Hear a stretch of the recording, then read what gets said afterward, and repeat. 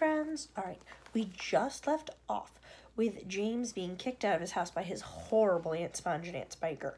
And now we're going to start chapter 9 and find out what he finds near the giant peach. Does anyone have a guess? Do you think he's going to eat it? Do you think he's going to find a Peachosaurus? No. All right, let's find out. Chapter 9. Hungry and trembling, James stood alone out in the open, wondering what to do. The night was all around him now, and high overhead a wild white moon was riding in the sky. There was not a sound, not a movement anywhere.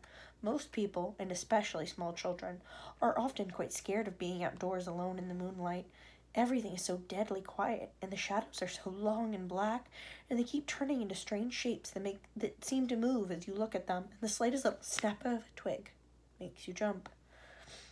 James felt exactly like that now. He stared straight ahead with large, frightened eyes, hardly daring to breathe. Not far away in the middle of the garden, he could see the giant peach towering over everything else. Surely it was even bigger tonight than ever before. And what a dazzling sight it was! The moonlight was shining and glinting on its great curving sides, turning them to crystal and silver. It looked like a tremendous silver ball lying there in the grass, silent, mysterious, and wonderful. And then all at once, little shivers of excitement started running all over the skin on James's back. Something else, he told himself. Something stranger than ever this time is about to happen to me again soon. He was sure of it. He could feel it coming. He looked around him, wondering what on earth it was going to be. The garden lay soft and silver in the moonlight. The grass was wet with dew, and a million dewdrops were sparkling and twinkling like diamonds around his feet. And now, suddenly, the whole garden seemed to be alive with magic. Almost without knowing what he was doing, as though drawn by some powerful magnet, James Henry Trotter started walking slowly toward the giant peach. He climbed over the fence that surrounded it and stood directly beneath it, staring up at its great bulging sides.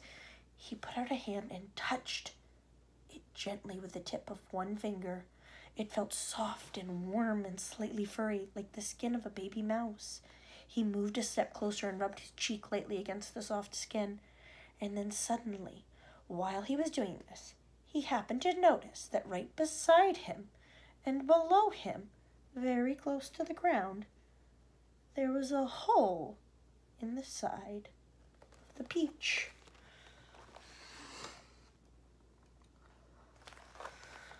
Why do you think there's a hole? Do you guys think someone's eaten it already? Do you think it's the bugworms? I don't know. Let's find out. Chapter 10. It was quite a large hole, the sort of thing an animal the size of a fox might have made. James knelt down in front of it and poked his head and shoulders inside. He crawled in, and he kept on crawling. This isn't a hole, he thought excitedly. It's a tunnel. The tunnel was damp and murky, and all around him was the curious bittersweet smell of a fresh peach. The floor was soggy under his knees, and the walls were wet and sticky, and peach juice was dripping from the ceiling.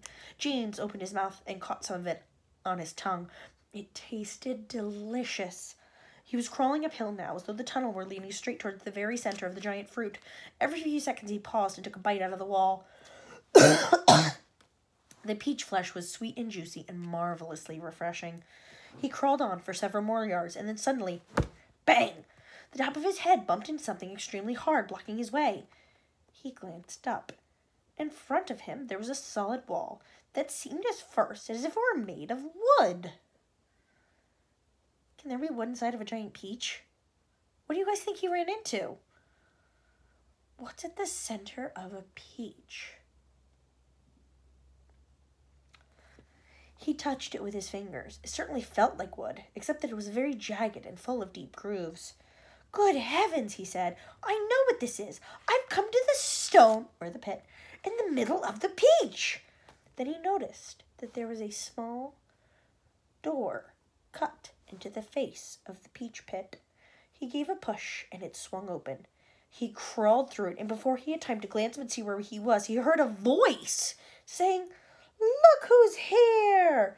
And another one said, "We've been waiting for you." James stopped and stared at the speakers, his face white with horror. He started to stand up, but his knees were shaking so much he had to sit down again on the floor. He glanced behind him, thinking that he could bolt back into the tunnel the way he had come, but the doorway had disappeared. There was only a solid brown wall behind him. And that is where we're going to stop for now. So he just went inside the peach pit, and there's somebody inside it. There's at least two somebodies. We don't know who or what or why or how any of these creatures are in there. So I want you guys to think.